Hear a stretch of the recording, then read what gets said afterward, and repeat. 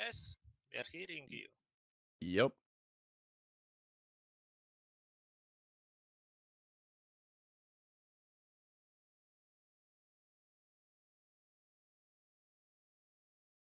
Steeno, moderator at csgo Market Forum.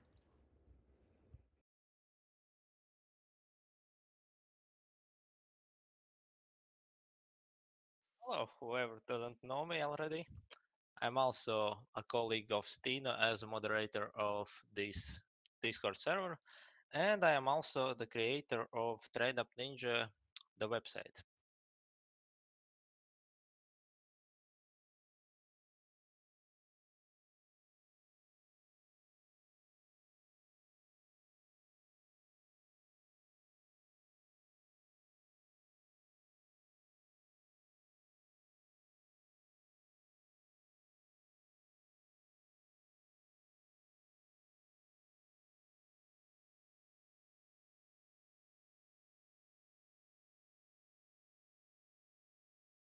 Well, I started doing tradeups maybe in 16 year, probably, and it was a fail. I didn't know anything about it, and some years later, I read the wonderful guide about traders by Babs. Big kudos to him for writing it and started understanding it a little bit more. First problem that I saw is that I don't actually know how to find those trade-offs better, uh, the nuances, and most importantly, how to track them. So I started investigating like what services are there on the internet, found a few, but they weren't enough for me. They were different. It was hard for me to work with them. I didn't understand them. And I started everything doing in Excel worksheet. But really quickly, I found out that it's really a mess and it's not scaling. Like after 20 trade-ups, I already seen that I have 20 worksheets and I can't manage them. And long story short, that's the way how I started TradeUp.ninja because I had the knowledge, I had the resources, and I made firstly like something I would use for myself.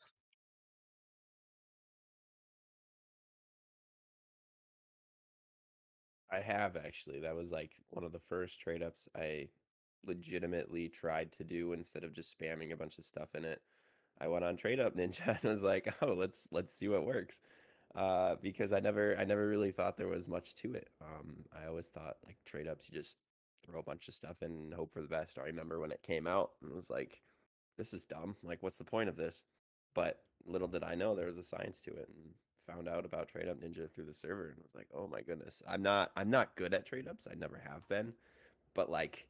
It is certainly a website that I used, and I still surf it every once in a while.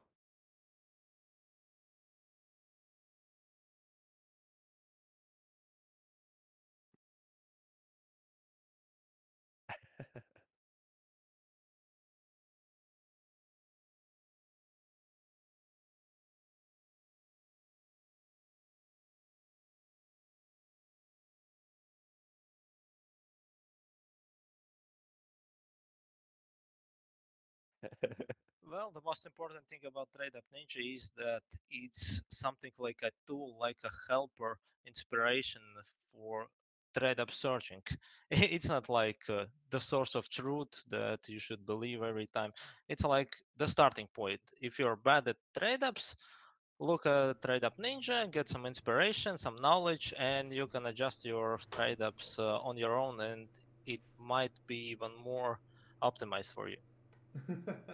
Yeah, that's so good. Now, aside from trade ups, Schmatko, um, do you do any other sort of investing? Are you like a case man, a skins man, or do you mostly get your CS money from using your own website?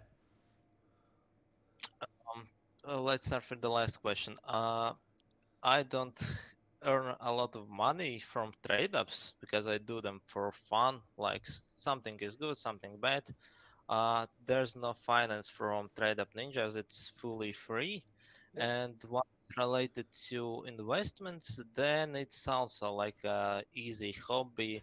I do some minor investments in cases, sometimes in stickers, and mostly in like tradeup input items. Yep. What would you say was your most successful trade up? You know what? I will go to tradeup.ninja and see. Tracking it there. Let's have a look. Um, I'm curious as to see what Schmatko's most profitable one is. I think my most profitable trade up was actually quite recently. It was for a Glock Dragon tattoo. Um, I I say most profitable. I did four of them, and only one of them got me my Glock. Got the Glock. I think mine is cybersecurity, which was recently, but that was it. Yeah, I think I had a 43% chance to hit M4 Nitro, and I got three of them out of four. I was very Mine was sad. the Glock Dragon tattoo as well. That was one of the good trade ups that I just spammed, and I think I got lucky 3 times in a row. Oh, Like oh it goodness. was euro profit, I guess. Mm. Yeah, Not bad. That's pretty good actually. yeah, that is really good. Um, I know trade ups are very good for when you've got little money to invest and need to sort of up your investing potential quite quickly. Basically, that was my case. That's how I started money. Oh man, that's really cool. The whole utility has been amazing. Now, with investments, what do you normally look for with using TradeUp Ninja? Like, you can very, very, very rarely find a trade up that's 100% to actually give you profit. What do you look for when you're perusing your own website to go, this trade up actually looks right for me? Do you looking at the EV, the potential profits, the risk, the success odds? What are you looking at mostly? Yeah, there are mostly a lot of different aspects to this, like how often does the item is selling volume, basically. Uh, what are the chances of overall success or loss? Like I have a special option like item below cost, uh, and I try to see in worst case scenario how much money do I lose, and in best case scenario how much money do I gain. Is it worth it? Expected value, to be honest, is the least preferable for me because Mhm. it's just like It never comes minor up. informative.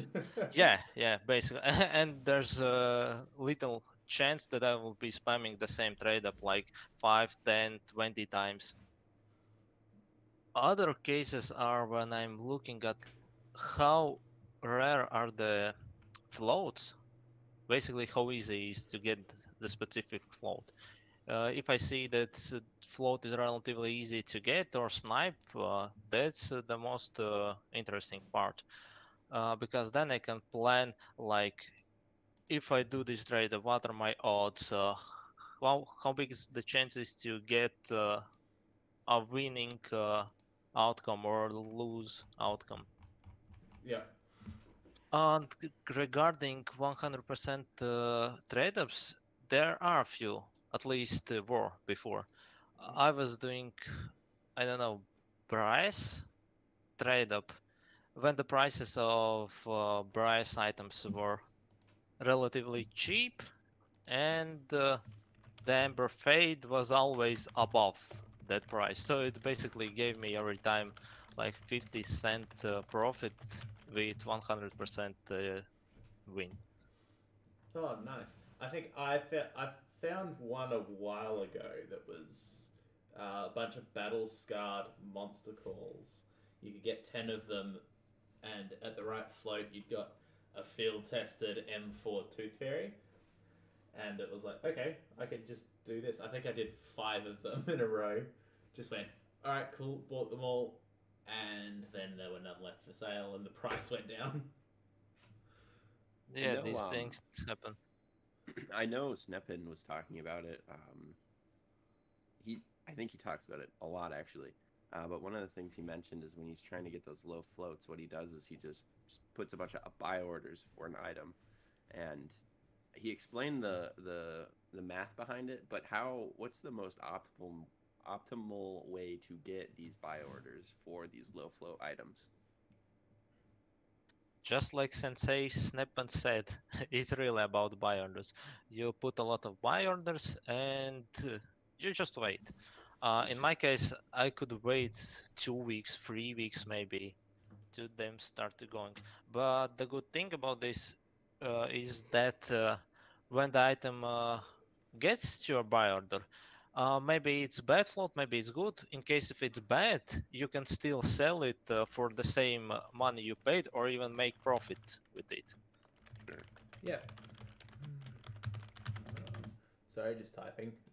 Just gonna ask anyone that's listening if you've got any questions for Schmatko, for Steeno, for myself.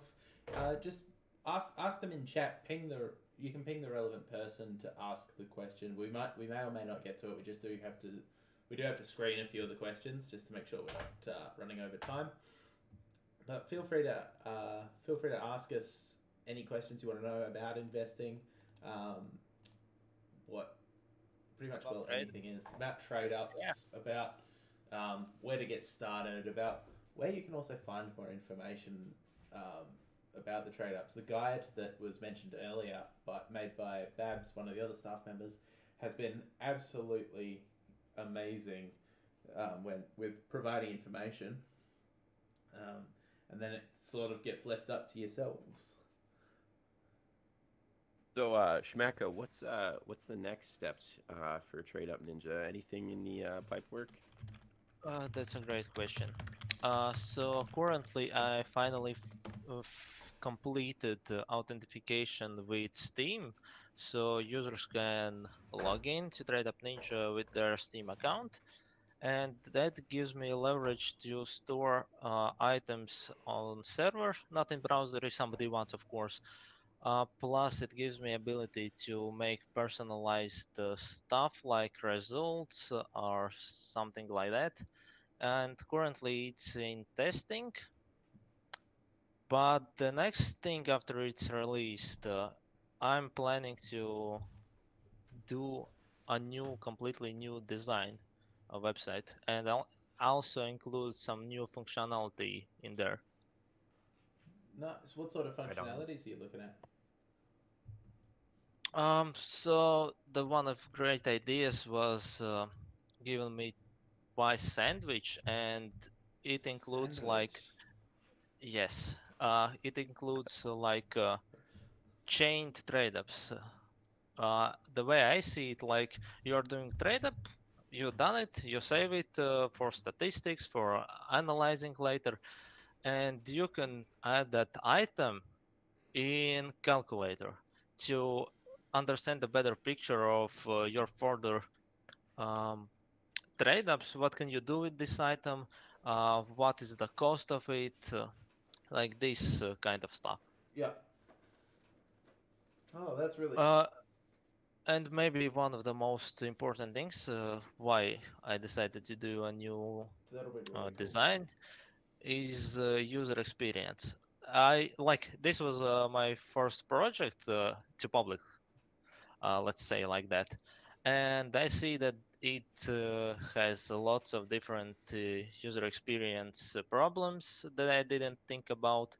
Uh, Basically, I got the feedback from users. I used it for around a year, and I understand that this thing could be improved. This thing doesn't work, so this gives me also ability to improve and do something with fresh air.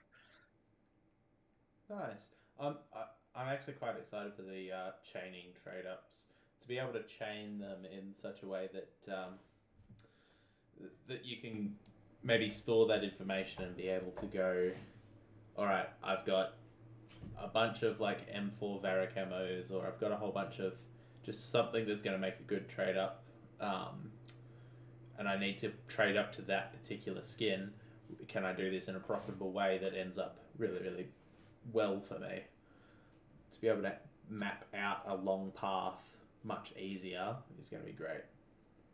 This is actually a really complex way that you're describing, but maybe in the future, like first step is to create something simple, like you done already a tradeup, and you can use that tradeup in calculator.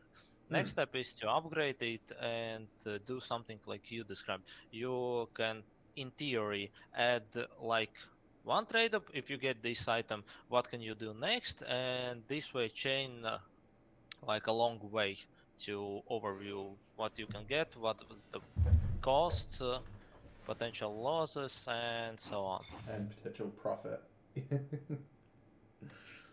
Something I've noticed that you focus on quite a bit that most people tend to not focus on is actually the potential downside, because trade ups isn't just about making money. Investing isn't about making money.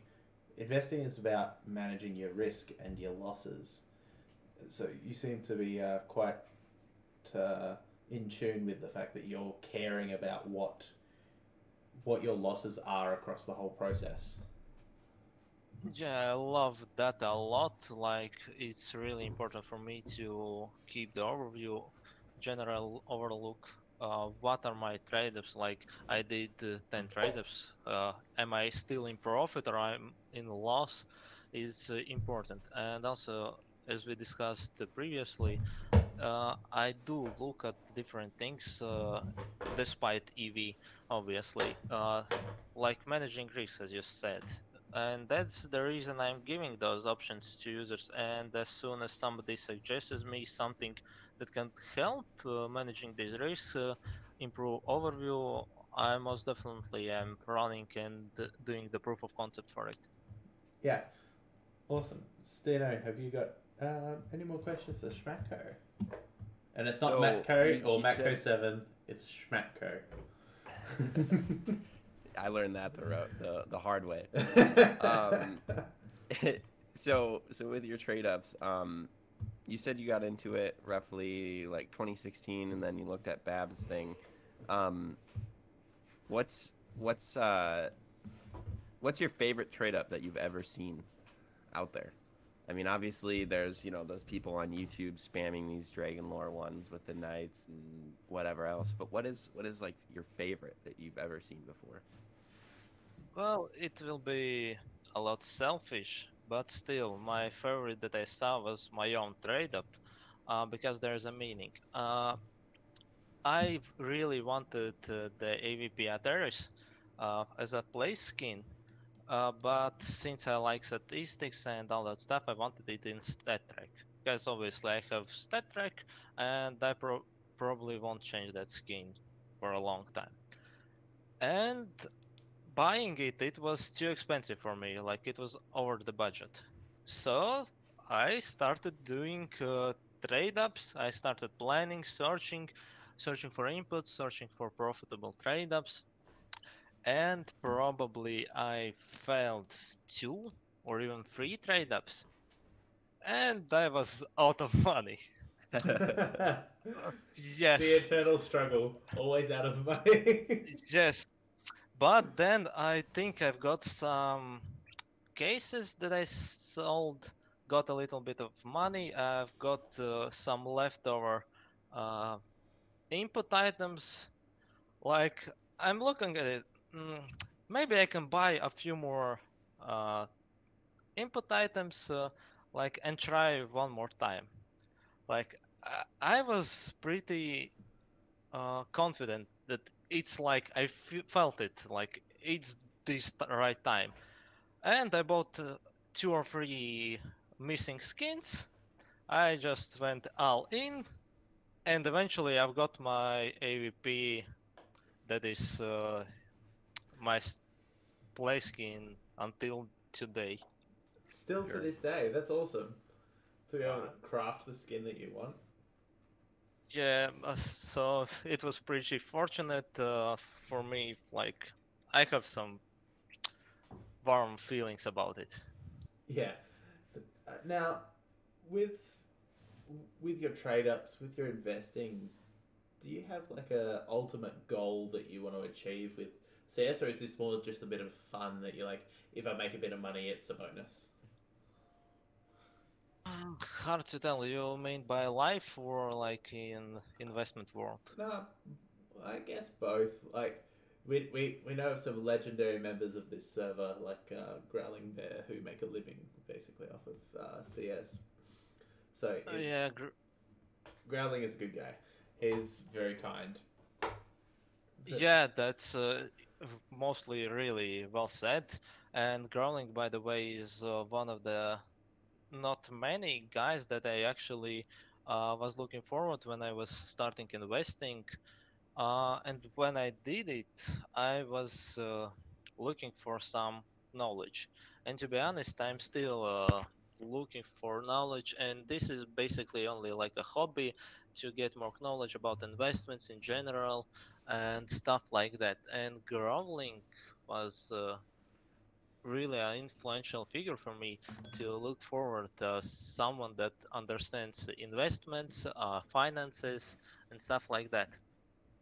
yeah, absolutely. He's played a big role in my own investing and my own strategies.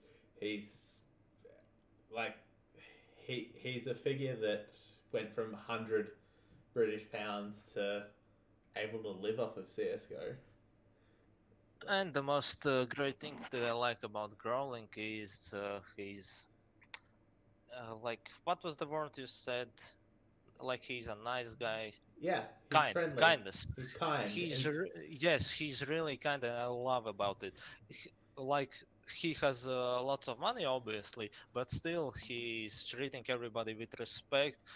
Doesn't brag about it, and that's he's one of the reasons I also respect him a lot. he's very nice. He's very willing to share his information. It's great. Yes, exactly. He's very willing to share his thoughts on an investment. Yes, and to continue your question, one of the goals probably for me is also to share my knowledge. Like I, let's say for example, I have some knowledge in information technologies, websites, programming, and that stuff, and I think I want to share those knowledges like to mass public, like do more podcasts, maybe attend some conferences and stuff like that. That'd be really cool. I wish I could attend conferences, but being in Australia, airfares are a little pricey to anywhere in the world. That's true. I think That's really, it's really noble though. You know, like Yeah. wanting to share that information. I think that's But one thing that I appreciate the most out of people is just their willingness to share their knowledge with others. That's huge. yes, absolutely. and additional to it, it's not only the single goal. The other goal is probably to help or to make some stuff that can help others, like tradeup.ninja. Simple example. I could make a tool that helps me find and manage tradeups. Please, guys, use. I just hope it will help somebody else to solve their problems and they won't have to make their own, waste their Right. time, do the same thing. Yeah, it's amazing. The tool that you've provided has already, I'm sure, helped many people. Do you have any idea of the amount of traffic you get on that website? With tradeup.ninja? Yeah. Uh, I don't want to say exact numbers, but I can tell that it's not so much. Like, some people are using it, and for me, it's fine. Like, it's the number that I accept, that I initially thought about, so pretty much for me, it's all good. You deemed it a success for yourself. Yeah, Good. Everyone has got to be successful. In that, success has got measured degrees compared to depending on who you're talking to, who you're with. Some people's success, others may see as not a success, but to be able to look at something that you've made and go, "This has helped people," that that's really cool. Yes, I can completely agree with you because success can be measured really different. Like for me, success is that at least somebody is using my creation, but for some, like having a million on their bank account isn't even a success. Yeah. Like different Different world. mentality. Yeah. Right. Right. Oh. Now, I see the words positive EV down in the chat from Babs. Yeah. Let's do it. I've got a case sitting here. I've got a CS20 case key. It's case of the week is going to be CS20, and I can't stream video unfortunately at this point in time. So you're all just going to have to trust me that I'm staring at this case ready to open. So would love an AWP wildfire. That would be beautiful. Or the classic fade. Classic fade is the knife that I just want the most, just because. And that Classic now case, looks sick. the knives are really cool, but the CS20 case, like some of those skins in there, just rub me the wrong way. Absolutely, some of the skins are absolutely trash. I agree. I agree that some of them are trash. The pinks, 2 out of 3 are all right, and the reds, I'm both. just a boomer, so I love every skin of that case, and also that CS20 capsule. It was Ducky's investment. probably the one, the case and the capsule. I Oh, love every single ab- thing in that. it was really cool. Now let's see what we're gonna get in this case. Let's open it up. 3, 2, 1, and we'll do a slow roll. It's probably gonna be a blue, probably the auto shotty. Oh no, it's the Julie's stat track in minimal wear 0.0707. Hey, guess what you can use this for? A trader. You can try to add it to calculator and hit find fillers. You'll be able to trade this up 0.070. That's very near factory new. You'd be able to use these Julies to trade up for something nice. 0.07 for trade ups. Absolutely. Yeah, there you go. Now we had some other questions here. Steeno, would you like to go through and pick some questions for 6matko here? Yeah, one of them was, how do you find, this is from Jim John. Jim John said, how do you find good trades that aren't too popular or trade ups, rather, that aren't too popular / overdone?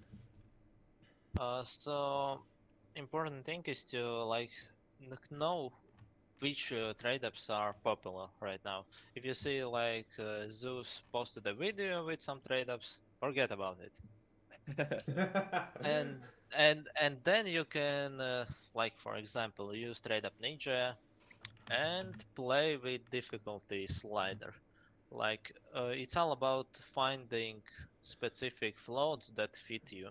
Uh, they should be relatively easy to get, or as opposite, relatively hard to get. Because if it's hard to get, then probably no one is even bothering getting them. And yet again, you have to think about the risks. The put effort, is it worth it? Is it not? So basically, just search. Yeah, with Tradeup Ninja, I did have one question about it. That with the difficulty slider, is it the easier the trade up is, the lower the number is, or is it the bigger the number is, the easier it is? So difficulty slider is basically just It goes from like 0.1 to 1 or something? yeah, 0.01? it's like an option to understand which floats to use. Like it's zero point 0.5, it means it will divide every float in search like in half. Okay. It's done to use uh, floats as inputs Okay. without giant combinations. So Uh, that's so what the slider's basically, for. the lower the value is, the lower the floats will be. And so if you put like on point 8, then it will be well worn, battle scarred, and to death cases. It's not like how easy it will be to find. Obviously, the lower or Okay. higher it gets, the harder it will be. Like there should be a golden middle. Yeah, so 0.5 is where most people should really sit. I think Snapple was suggesting it like 0.35 or 0.3 maybe, Okay. because 0.4, 0.6 is also better.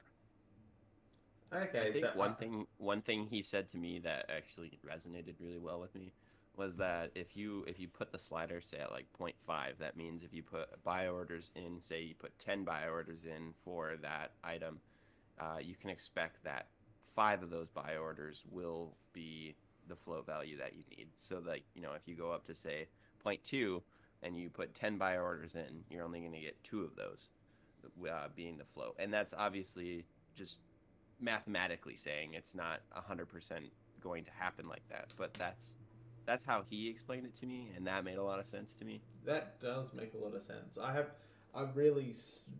That was something that I struggled with was the difficulty slider. That definitely makes a lot more sense. It sure Let- does, because I didn't even know about it until you said. Oh, let's see. Here's another question by Slicksy. Do you think it's worth buying trade up fuel when prices go down again? Good question. To be honest, I don't know. Um, I think that's like a like, crystal uh, ball kind of yes, question. but I would say that I might do that. Like, if prices go down, why not to invest in like trade up inputs that might bring you to the better trade ups. For example, a new case came out. You can use those items quickly and try your luck to get a better item from new case, obviously. I also That think makes sense because I know last week we were talking about it with the op exoskeleton, how that was being spammed a lot, and now this Oh, time around yeah. it's going up for the AK slate. Yeah, it's definitely going to be around for the AK slate. But I think Slicksy was mentioning like investing in the actual skins as well, so that the trade up fuel, like the Scout Acid Fade, you can like you see constantly spikes and I dips think whenever the trade ups happen. it's I think it is reasonable. Like I had a similar experience when I was doing that Ember Fade V2000 trade up, and I've left some brass items like unused, Yeah, and time flies and they increased in price, so probably it is worth, because trade-offs will be always around the corner, people will be still doing them and they will still need like fuel, if you can tell like that. So it's a never-ending process, but with every trade-up these items like get lower, so yeah. probably it is. Oh, that's cool. Now Do we want to do capsule EV? let's look at Capsule EV. Let's go. All right. So every week our goal is to do the to review the highest estimated value sticker capsule, and these are team capsules, not autograph capsules, because if they're autograph capsules, we'd be doing them every single week. So looking at Outsourced's lovely Let's see. Excel Can, sheet can we that he post a has link here. to that in the chat? Yeah. Looking at his beautiful sheet, if you go to the best capsule EV part on it, there are ESL 1 Cologne 2014 Legends. Now, it says the return is 67,635%. That is not true. That is not true. The only reason it is like that is because there's a last Steam Community Market sale was for 5 cents. Somebody stuffed up. So yep, somebody hit the wrong button. Somebody Definitely. lost a lot of money. So guys, so if you manage to get Cologne 214 capsule for 5 cents, you're positive profit. Oh yeah, 100% going to be positive EV on that one. But we're not gonna do that one because clearly that's not the way it's supposed to be. So the next one down to that is DreamHack 2014 Legends Hollow Foil. The last Steam Community Market sale is $113. The expected value is $117.23. So about an EV of 103%, 104% roughly. So if you look at the if you look at the capsule itself, it makes sense. A lot of the value comes from the hollows in the capsule. You have Team Dignitas Hollow, Team Navi, Fnatic, Virtus Pro, and Cloud9. All of those, which are not bad-looking hollows, are all above the capsule price. The thing that is a little interesting, which is always super bizarre to me, is that the exotic stickers, the more rare stickers, are far less in value than the hollows, which, you know, back then the hollows looked a lot better, no doubt. But yeah, so if you have really good luck and you end up getting a pink sticker, you're actually shooting yourself in the foot there because it's significantly less value than the capsule on the market. It is. That's something that's really interesting I found about those older stickers, like the older capsules. You want the thing that's actually more common. Yeah, I mean, there's the only one that you do not want is the Ninjas in Pajama one, and that's just because it's this brown and silver looking, like, not Blob. great, not great. Yeah. Yeah. We understood what it looks like. Yeah, it's not pretty. But yeah, I did actually open one of these a couple weeks ago because I got bored, and it was positive EV, and I ended up with a Fnatic. Yeah, I ended up with a Fnatic Hollow, which was break even, so I was okay with that. But it's kind of interesting seeing how it shot up in price because these were at $86 a couple weeks ago. So. Really? What? Only $86 a couple of weeks ago. Yeah, they shot up. Wow. And Well, I'm not surprised because recently, like for the past year, maybe half, everything is on the roller coaster. Yep, exactly. Yeah. Oh, somebody's made a grave mistake. Look at it. Some of these other capsules where the returns are like 4%. Right. The Boston 2018 minor challenges, your EV is 26%. Oof. That's not good. But yeah, that's DreamHack 2014 Legends Hollow Foil for you. So DreamHack 2014 Legends, that's our positive EV capsule of the week. And it's actually positive EV as well. Yeah, that's the first actual positive EV one. Wow. Everyone jump on and buy your ESL Cologne 2014s for 5 cents and your DreamHack 2014 Legends. Oh, we can't have positive EV here. What is this? This is meant to be invested. It's life. Yes, it is life. It is life. Amen.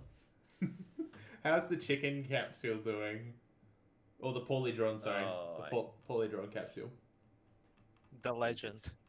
The legend.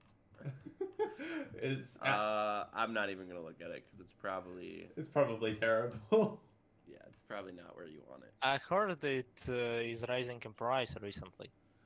I mean, yeah, it's been recently it has been. It jumped like 10 cents over the past couple days. I feel like it's like analog of Operation Hydra keys.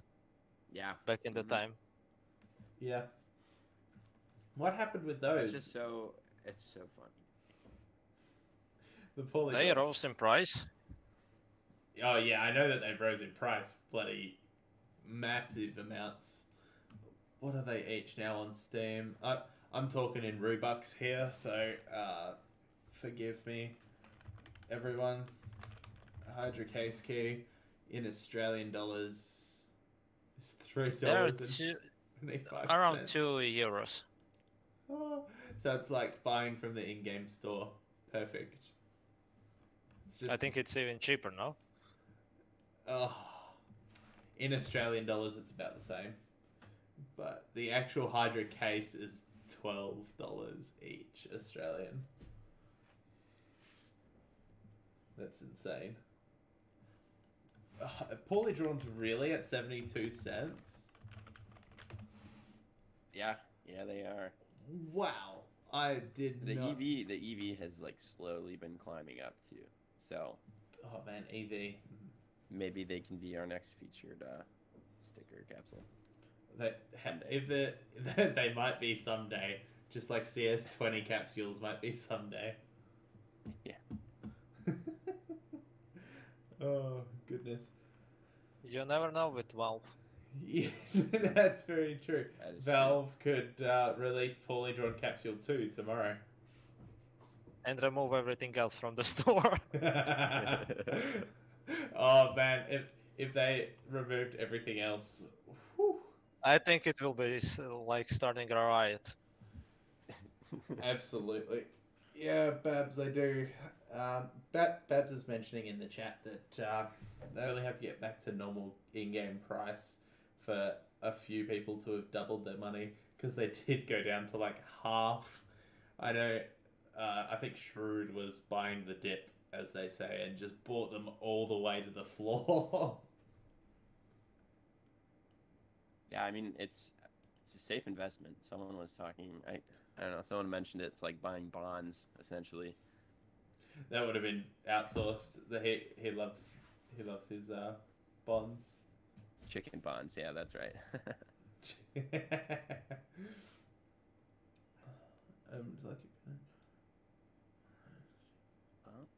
What's this? Why do people buy from market for more when there are actually cheaper versions available in game? Okay, so that's something to do with currencies.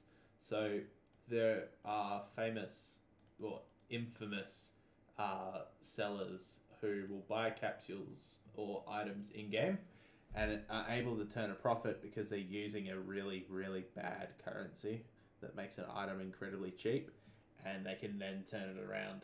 Like, if if like Australian dollars, $1 Australian dollar is like 70 US cents, or like the Turkish lira, like if there's massive price swings, you get lots and lots of items that are sold really cheap in that one country that then you can just turn around and sell for higher prices in, say, euros. Because if you've got euros, you can't actually you can't get cheaper than 3 euro cents. But places with like rubles or Turkish lira, you can buy stuff for like 1 euro cent and then sell it, or less than 1 euro cent, sell it for 3 euro cents, and you've just made yourself a bunch of money. Yeah, and when you have capsules like Poorly Drawn, that's not necessarily like that. These were just simply overbought, and then people just like flooded the market with them. So if people are purchasing it from the in-game store, they're clearly not aware of how much they are worth on the Steam community market. Yeah. But that's the whole purpose of purchasing these, is that they'll go up in price to eventually where they should be at, which is around $1. Because they're if you're gonna open them, you might as well just buy them from the Steam community market because they're cheaper. To answer Habibi's that question, I'm not sure, but I think it's somewhat related to Chinese buying. Like for them, it's easier to buy from market rather than the store. But I might be mistaken. There are also some countries, like you couldn't, if you were in Norway, I believe, or there's a couple of countries that have banned capsules. So I know one Netherlands. of the Netherlands maybe. So like Rage, one of the regulars in the Discord, he can't get cases or anything in game. He has to buy, or capsules. He has to buy from the Steam community market. So they don't have the option to actually buy them in game for the in-game price. So that means if the price is above, they're forced to buy it at a higher price. or trade for them. Yeah, we'll trade for them, but there's a few good places to trade for them. Two. Yeah, there was a time where I think if you used Canadian dollar, you could flip the RMR for pretty much like 1 or 2 cents per capsule. I think it was 1 cent. Yeah. Which over time, it's not bad, but you'd be sitting and clicking a lot, that's for sure. Oh man, sitting there clicking a lot. That sounds like Growling Bear and Growling Bear during the RMR sale. I remember every time you'd message him, he's like, "I'm clicking. Go away." That's actually pretty right. Wasting more in electricity than you get from reselling. Yeah. Absolutely true. Absolutely. Oh, well, boys, I think we're probably at about a pretty good finishing time. We've been going for about 50 odd minutes now. It's 50 minutes. Yeah, 45 to 50 minutes.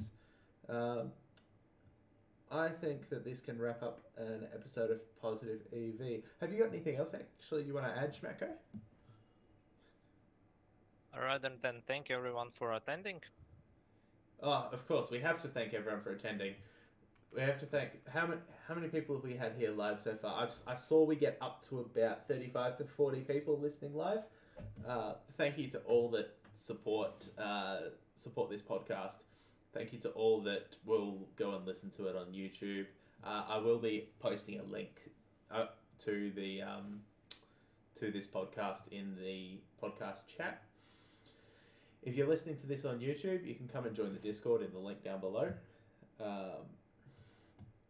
Steeno, have you got anything Shout out to to add? SchMatko for joining us here. Yes, thank you very Thank much. you. Pleasure getting to learn about TradeUps and TradeUp.ninja.